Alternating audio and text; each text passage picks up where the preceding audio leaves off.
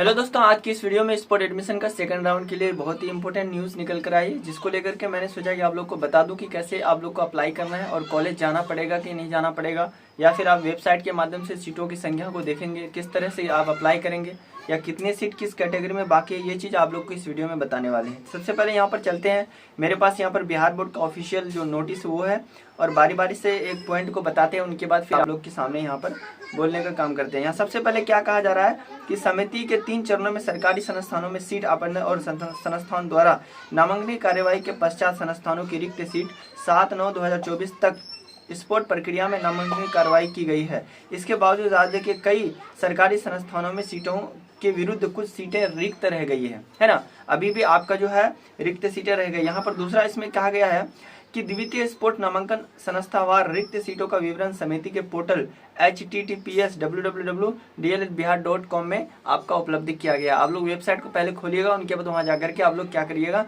सीटों की संख्या को देखिएगा, उनके बाद फिर सुनिए, उनके बाद मैं क्या क्या बता रहा हूँ आपको। चौथे नंबर पे कह रहा है कि सरकारी संस्थानों के द्वितीय स्पोर्ट नामांकन हेतु डीएलएड संयुक्त प्रवेश परीक्षा 2024 में उत्तीर्ण विज्ञप्ति संख्या इतना में वर्णित किया गया है कि अभ्यर्थी निम्नलिखित के लिए पात्र होंगे तभी वो अप्लाई कर सकते हैं। फिर चलते हैं, ये सारी चीज़ों प्रोसेस बताया गया है, लेकिन मेन जो बात है उसको मैं बताने वाला हूँ कि कैसे कैसे अप्लाई करना है, कब तक अप्लाई करना है, उसके बाद फिर आपका फाइनल जो रिजल्ट है स्पोर्ट सेकंड राउंड का वो कब तक आ जाएगा। यहाँ पर बताया गया कि स्पोर्ट चरण समाप्ति के पश्चात संस्था और रिक्त सीटों का विवरण समिति के पोर्टल पर अपलोड की थी, यानी 10 तारीख को, यानी जो कल जो बीता दिन उसमें अपलोड कर दिया गया। आप लोग वहां से पहले देखेंगे। उनके बाद अभ्यर्थी द्वारा संस्थान में आवेदन का जमा करने की तिथि 11 तारीख से लेकर 12 तारीख, यानी आज से लेकर कल तक आप लोग कॉलेज में जाकर के सबसे पहले पूछेंगे किस कैटेगरी में कौन सी सीट है, फिर अपने नंबर के हिसाब से क्या करेंगे, अप्लाई कर देंगे। तो मैं थोड़ा सा ये बताना चाहूँगा कि पिछले जो स्पोर्ट राउंड 1 में जो सिलेक्शन हुआ था बहुत सारे बच्चों का, जैसे उर्दू यूबीसी की बात करेंगे तो 77 नंबर पे क्या है कि रिजल्ट दे दिया था। बहुत सारे ऐसे कॉलेज से हमें इन्फॉर्मेशन मिली थी। अभ्यर्थी द्वारा संस्थान आवेदन जमा करने की तिथि 11 से 12 तक, यानी आज से कल तक जमा लिया जाएगा। उनके बाद क्या कहता है, औपबंधित मेगा सूची प्रकाशित करने की तिथि जो है आपका 13 तारीख तक, यानी आपका परसों तो क्या है, आपका प्रोविजनल जो होता है मेरिट लिस्ट जारी कर दिया जाएगा।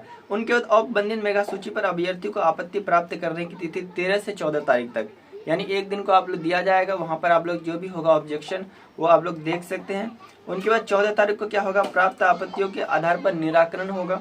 फिर उनके बाद आपत्ति प्राप्ति के निराकरण के पश्चात अंतिम मेगा सूची 17 तारीख को, यानी 17/9/2024 को जारी कर दिया जाएगा। वैसे मैक्सिमम सीट तो बचा नहीं है, किसी कॉलेज में 2, 3, 4 ऐसे ही सीट बचे हुए हैं, उस पर एडमिशन होना है। उनके बाद क्या है, अंतिम मेगा सूची के नामांकन की तिथि 17 से लेकर 18, यानी एक दिन का मात्र समय दिया जाएगा।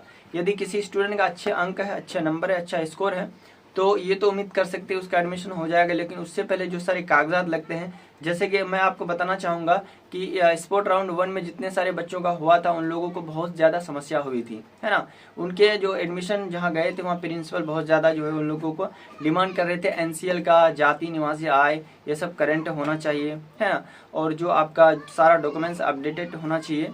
तो इस तरह भी आप लोग ध्यान रखेंगे, जिसका एनसीएल वगैरह है वो भी थोड़ा सतर्क हो जाएंगे, और जाति निवासी आय भी, इस सब में भी ध्यान देंगे आप, ठीक है।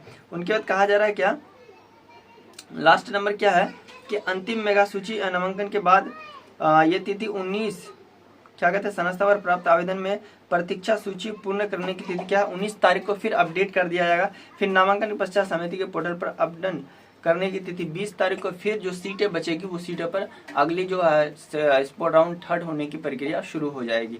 सारी बातें समझ ही गया होंगे, लेकिन जिसका अच्छे मार्क्स है वो जरूर आवेदन करें, सारे सरकारी कॉलेज जाएं और आवेदन करने के लिए आप लोग आज निकल जाएं, ठीक है। किसी प्रकार का दिक्कत हो तो कमेंट बॉक्स में बताएं, ठीक है। बहुत बहुत धन्यवाद।